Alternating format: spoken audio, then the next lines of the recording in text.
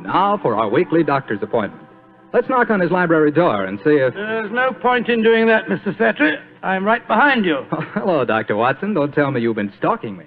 No, my boy. I was on the patio and I heard your footsteps, so I thought that I'd come in and fetch you. Let's go back and sit out there, shall we? It's a beautiful evening. That's fine with me, Doctor. Here we are. Now, settle yourself down in a chair and light a cigarette, if you have one. And I'll get on with my story. Well, last week you told us it concerned an adventure that you and Sherlock Holmes had in Flanders during the First World War. That's right, Mr. Slattery, did. I thought that you and the great man had retired at that period. We had, my boy, but it was only natural that as soon as the war broke out, we both offered our services in any capacity that might help our country. Of course. And how did tonight's story begin, Doctor? It was in the winter of that first year. Things weren't going very well for the Allies. The Germans were advancing on Paris, and the picture was looking very black. It was just 24 hours before the famous Battle of the Marne began, the battle that changed the early course of the war, when Holmes told me that we had to go up to the front lines on a secret mission. We'd been in Paris for several weeks, where Holmes had just solved the case of the missing aide-de-camp. I was anxious to get back to England and my work in the war hospitals, but of course this new summons was in the nature of a command. And so, late on a rainy September afternoon, Holmes and I, with the boom of gunfire in our ears, found ourselves in the front seat of a staff car, sloshing and jolting its way towards the battlefield. Am I driving too fast for you, gentlemen? No, Sergeant, not at all. No, you're doing a splendid job. Oh, my man, look out considering the state of the road. Thank you, sir. Hello? The gunfire's getting nearer, Holmes. Yes, old fellow. I imagine we haven't much further to go, have we, Sergeant? No, sir, we're nearly there. Did you notice the two civilians in the back seat, Holmes? Yes. Handsome woman and a distinguished-looking man, several years her senior. I wonder who they are. I'll tell you. He's a Shakespearean actor of some note, though he never achieved the fame to which he thinks he's entitled. I shouldn't be at all surprised if he feels that he's been slighted in not receiving a knighthood. But, Holmes, that's amazing. How can you possibly deduce all that from just looking at the man as we got into the car? Elementary, my dear fellow, I didn't deduce it. We saw him twice last year in the London Theatre, if you remember. What? His name is Maitland Morris. As for his biography, he's a friend of my brother, Mycroft's. He told me about him. Well, what do you suppose he's doing up here near the front line? His brother is General Sir Stanley Morris, who's in command of this particular front, and it would seem reasonable to presume that his brother has come up here to give a performance for the frontline troops. I suppose this hut is as far as we can drive, Sergeant. I'm afraid so, sir. We're 4 miles from the front line now. You'll have to clear your papers here. See that ruined farmhouse there, sir? Yes, Sergeant. Is that the General's headquarters? Yes, sir. Come on, Watson. Good Lord, it's pelting with rain. Yeah, let's make a dash for it.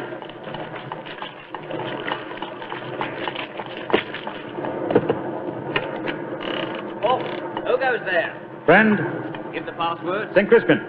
Pass, friends, and show your papers. How did you know the password, Holmes? I was given it before we left Paris, old chap. Oh, it's Sherlock Holmes and Dr. Watson, isn't it? Yes, Captain. I'm Captain Maxwell, General Morris's aide-de-camp. He asked me to escort you up to his headquarters. By the way, weren't Maitland Morris and his wife in the car with you? Yes, they're just behind us. Oh, splendid. I'm afraid I'll have to ask to see your papers. Yes, of course. Here's my permit, Captain Maxwell. Thank you. I know you both, of course, but we can't afford to take any chances when they're this close to the enemy lines. Let's see. Oh, yes, that's fine, Doctor. Everything's in order. All right, yours, please, Mr. Holmes. Here you are. Thanks. Oh, who goes there? Friend. There's the rest of your party now. Oh, good. This is quite in order, Mr. Holmes. Show your papers. Oh, there you are, Captain Maxwell. Oh, hello, sir. Hello, Mrs. Morris. How are you, Captain Maxwell? Well, you both met Mr. Sherlock Holmes and Dr. Watson, I suppose? Well, no, we haven't, even though we drove up in the same car. Natural reserve of us Britishers, I suppose. How are you, Mr. Holmes? How do you do, Sam? I know your brother Mycroft very well. How are you, Doctor? I'm glad to meet you, Mr. Morris. I saw you a couple of times at the theatre last year and enjoyed your performances very much. Well, thank you, sir. Well, then you must know my wife, my leading lady. How do you do, gentlemen? How do you do, pleased to meet Mr. you. Morris? Can I see your papers, Mr. Morris? Just a matter of form. You understand. Yes, of course. Mrs. Morris, I presume you and your husband are going to give a performance tonight for the men going up the front line. Yes, Doctor. We're very flattered. They've asked us to do some Shakespearean things. Oh, yes. Although I should have thought something a little lighter would have been more appropriate. The General, he's Maitland's brother, you know. seem to think differently. Well, my dear, show Captain Maxwell your papers. Then we can all go along and see my brother Stanley. Very well, Maitland. Mr. Morris, I shall look forward to hearing your reading of Shakespeare's St. Crispin's speech from Henry V tonight. Well, bless my soul, Holmes. How did you know I was planning to do it? Well, the setting is so perfect and the time so appropriate, I can't conceive an English actor who could resist the temptation. Oh. I noticed that your brother appreciated the fact in naming today's password. Yes, it's amazingly appropriate. You know, it's almost 500 years ago to the day that the Battle of Agincourt took place. Well, let's hope that the results of the forthcoming battle will be equally successful for England. Yes, indeed. Oh, by the way, Holmes, this will probably seem rather silly to you, but I'm an inveterate autograph collector, and I have my book here with me. I wonder if you'd mind signing. I shall be very glad to, Mr. Morris. Give me a pen, will you, Watson? Here we are, Holmes. You'll find yourself among quite distinguished company in that book, sir. So I see. Adelina Patty, Crown Prince of Norway. Oh, no. Field Marshal von Tauchnitz. Oh, yes, he was one of my admirers when I played in Munich before the war. I suppose now that our countries are fighting, I should tear that page out. Do you know, I cannot help but feel that art and the appreciation of art are independent of national hatred. Quite so, sir. I myself still have a medal presented to me by the University of Leipzig for some trifling services. There you are, Mr. Morris. Oh, thank you very much, Mr. Holmes. A notable addition to my collection. I shall be very glad to sign your book for you, Mr. Morris, if you'd like me to. That's very kind of you, Doctor. Oh, Captain Maxwell, if our sorry. permits are all in order, don't you think we should be moving along? Just what I was going to suggest myself. I'll take you all straight, though, to General Morris's headquarters.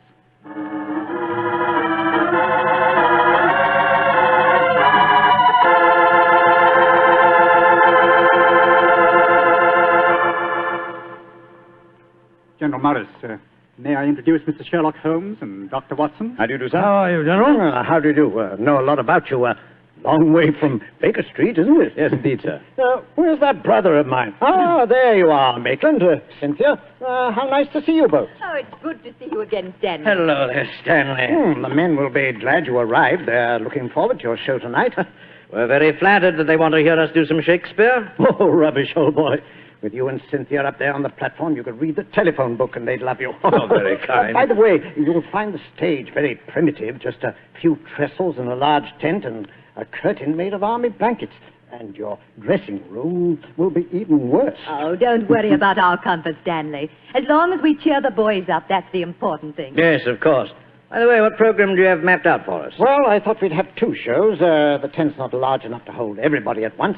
Anyway, we have to keep up an alert all the time. Think you can manage two separate shows? Oh, of course I can, Stanley. I may look old, but I don't feel it. You don't even look at you, scoundrel. Thank you. Perhaps we could take a look at the stage and equipment, eh? Oh, certainly. Captain Maxwell, take them over to the tent and show them what the facilities are, will you? Right, will you follow me? Oh, yes, of course. See you later, Stanley. Come along, my dear. All right. I'm glad you're here, Holmes. I'm sure I can speak quite freely in front of Dr. Watson. Oh, yes, with perfect freedom, sir. He's my colleague, and he's an old army man himself. Really? What regiment, Doctor? 5th Northumberland Fusiliers, sir. Later attached to the Berkshires in Afghanistan and wounded in the Battle of Mainwan. Really? Then I'm sure I can speak freely in front of you. Holmes, you know why you're up here so near the front line, don't you? I have a very shrewd suspicion, sir. Yeah, I thought you had. That's why I asked for you to be sent here. You asked for me to be sent here, General. Yes, I think I understand. Well, I wish I did. You will, Doctor, in due time. In the meanwhile, gentlemen, I'll have an orderly show you to your quarters. Thank you, sir. And, Holmes, take a look around, will you, and keep your ears open. We're comparatively a little distance from the German front lines, and yet there's a very puzzling silence just now. Yes, I noticed that, sir. And half an hour ago, on our way up, there was quite a lot of shelling. Exactly. It's unnatural and rather frightening at a time like this. You see, we're attacking at dawn. The enemy might be trying to infiltrate spies, and the whole success of this battle depends on a surprise attack. I quite understand, sir. Come on, Watson.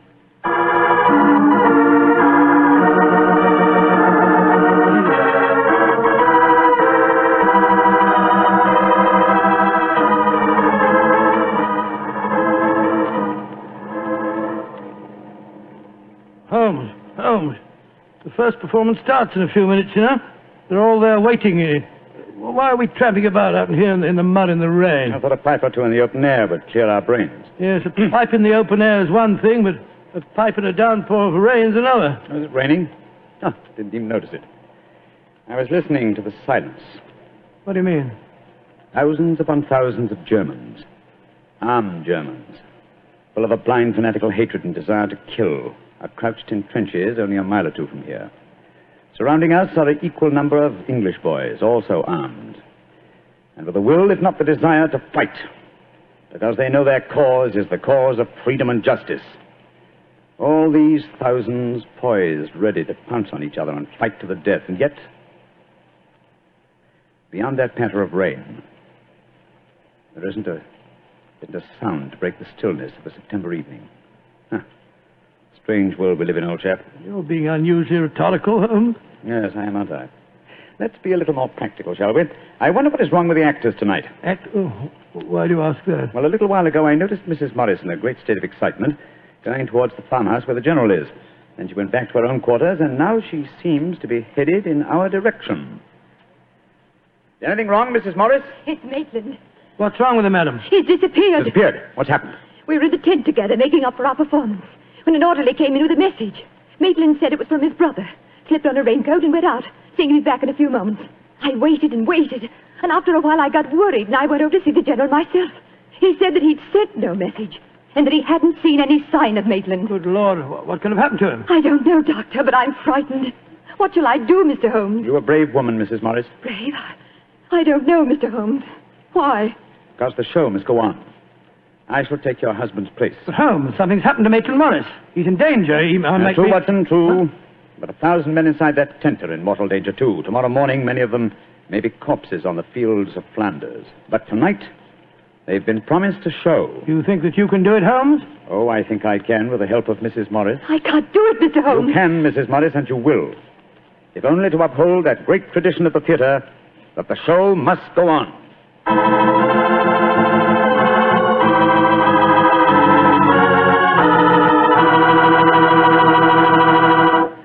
We'll hear the rest of Dr. Watson's story in just a few seconds.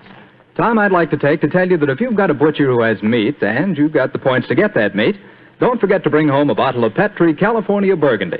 Tell you why. That Petri Burgundy is a rich red mealtime wine that's wonderful with any meat or meat dish. That's a fact. Petri Burgundy can make a banquet out of a hamburger. And boy, Petri Burgundy and old-fashioned Irish stew are bosom companions. Just get yourself some Petri Burgundy and share it with your family. Petri Burgundy is the best friend a good meal ever had.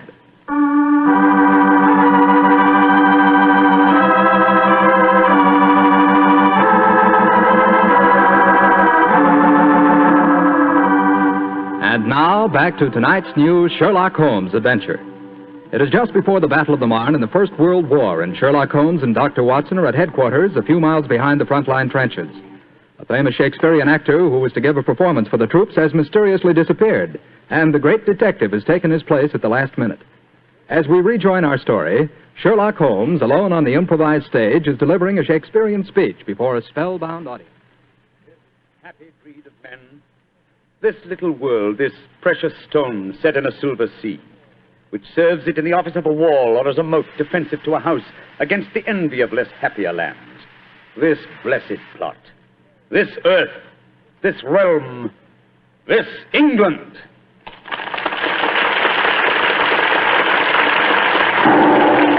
Holmes! That shot, are you all right? Yes, old chap. Fortunately, I started to leave the stage as the shot was fired. The bullet just missed me.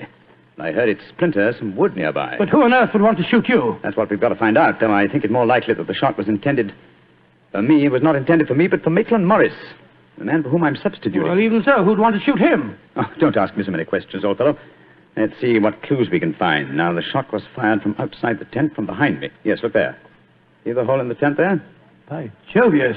The footlights would outline your shadow on the back of the tent.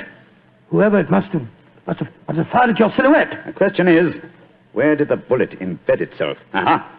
Look here, Watson. You got a penknife? Yeah, wait a minute. Here, Holmes.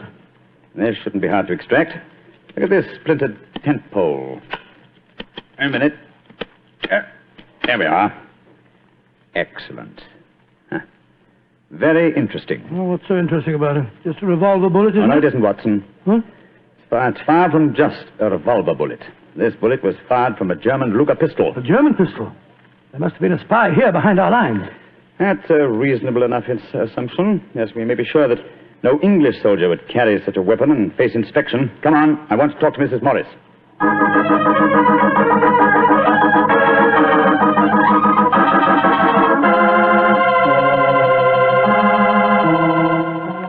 Mrs. Morris, I want you to be very frank with me. But of course, Mr. Holmes. You know why your husband's missing, don't you? No, I don't. Have you found out anything? Come, madam. Why keep up this pretense any longer? I know that your husband is a spy, or at least a great sympathizer with the German cause. The General's brother a spy? Good Lord. How dare you say that? Because it's true. Foreign Office have been suspicious of his sympathies for some time. His own brother knew it. That's why he asked to have me sent up here to keep an eye on him during his visit. It is true. Why should I keep up the pretense any longer? You see, Maitland was a disciple of Stuart Houston Chamberlain. Oh, who was this Stuart Houston Chamberlain? An Englishman who married one of Richard Wagner's daughters and became a German citizen, and an arch-enemy of England. I tried to dissuade Maitland. I implored him to consider his British heritage, his brother's name and mine. But Maitland was a strange man. His life was one of frustration and envy. Envy of his brother, I suppose? Yes. When Stanley was knighted, it hurt Maitland terribly. He said it was typical if the English would knight a soldier and yet leave a great artist like himself unrecognized. That in Berlin, they really understood and rewarded the artist. Well, if the authorities knew that, it's amazing they allowed him to come so close to the front lines at a time like this. Oh, it was at the General's request. He wanted to plead with my husband to warn him that his secret was known. And now Maitland's gone over to the German lines. Oh, it's terrible. It's worse than that. It's disastrous. He can give them information as to the strength of our troops here. He knows the password. He might even know the hour the attack is timed to start. How did your husband expect to enter the German lines in safety, Mrs. Morris? He speaks fluent German, Mr. Holmes. I fancy the autograph book he was carrying, containing the signature of Field Marshal von Tauchnitz, was in reality his pass through the German lines. You've told the General that his brother was gone, of course. I haven't been able to. He moved up to the front line position immediately after the first performance, though I had warned him what I thought Maitland was planning to do. I think he intended to give his performance first, then cross the lines immediately afterwards. But something must have made him change his mind. Perhaps he suspected I'd warned the General. Anyhow, as you know, when I got back to our quarters, he'd gone. Did he leave any note, madam? Yes, he did. Here it is. Thank you. I have gone, my dear. Try and understand and forgive if you can. You wouldn't come with me, and so I'm taking what is left of my heart and my hopes where they belong, among the friends that understand and appreciate me. It is something stronger than love and blood and country that makes me do this. It is something dearer to me than life itself. Dearer to me than life itself. Oh, how could he? How could he? The shame of this will kill poor Stanley. Mr. Holmes, will you break the news to him? I know it's cowardly of me, but I just can't tell him myself. Don't worry, Mrs. Morris. I'll tell him. Dr. Watson and I will ask Captain Maxwell to escort us to the General's frontline headquarters. In the meantime, try and keep calm. We'll tell him.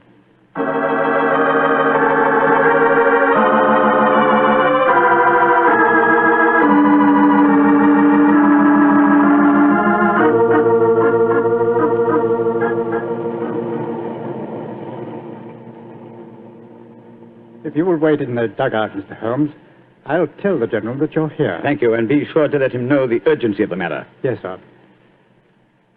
Holmes, this is a dreadful business. Yes, it is, Watson. Though if my plans work out correctly, I think the success of tomorrow's battle may not be imperiled. What plan? Listen. You know, Holmes, a strange silence from the German line since we came here might be accounted for by the fact that they knew Maitland was making his getaway. They wouldn't want to risk wounding such a valuable spy. Quite possibly.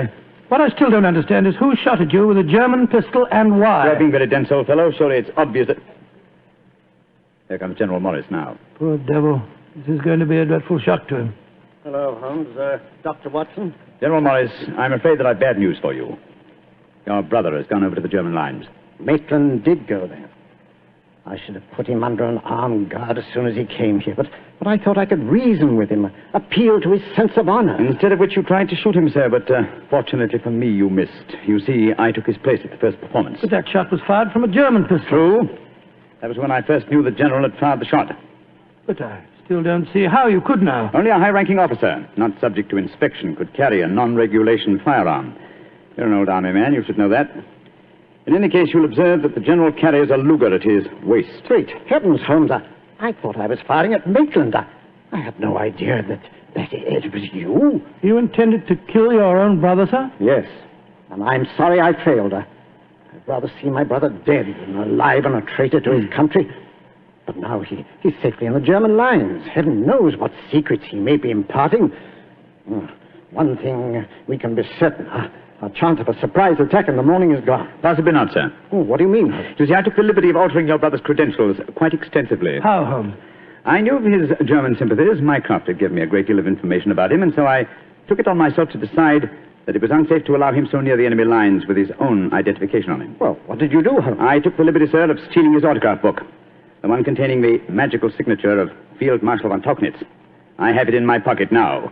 I think we shall find within its pages a code concealed in the various autographs, giving valuable information to the enemy. Good Lord. I also switched military permits on him. I felt that in the event that he did go over to the German lines, his welcome might be less cordial if they were under the impression that they'd captured Sherlock Holmes. To make that identification doubly sure, I also slipped in his pocket a slight souvenir of my own. By Joe, Holmes, you mean that medal that was presented to you by the University of Leipzig? Exactly, old fellow. I no longer wish to own a decoration given me by a country of barbarians, and it seemed a rather neat and effective way of returning it to them. So the Germans will think they've captured Sherlock Holmes? Yes, sir, and unless I'm much mistaken, he'll receive very short shrift at their hands. Yes, they hate you. There's your answer, sir. I'm sorry. Well, don't be sorry, Holmes. It's better that way. Now his secret can die with him. Excuse me, sir. Yes, Maxwell, what is it? Would it be in order for me to return to headquarters now, sir? It's very nearly time for the second performance, and I've still been unable to trace the whereabouts of your brother. Well, my brother will not be acting tonight, I'm afraid. Holmes, I wonder if I might ask you to take his place once again. If you want me to, General. I do. Maitland had planned to do the St. Crispin speech from Henry V. He knew how much I loved him. I realize that, sir. When I was told the password up here. Well, can you remember the speech, Holmes? Oh, I think so. At any rate, I can try. Then do it for me, my dear fellow, will you? For me. I'll be very proud to do it, General. Goodbye and good luck. Thank you, Holmes. Captain Maxwell, take them back to headquarters, will you? The men will be waiting for the performance.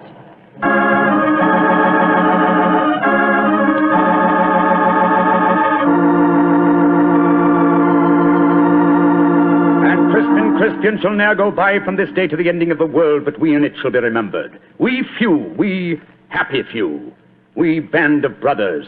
For he today that sheds his blood with me shall be my brother. Be he ne'er so vile, this day shall gentle his condition. And gentlemen in England now abed shall think themselves accursed they were not here, and hold their manhoods cheap, while any speaks that fought with us upon St. Crispin's Day.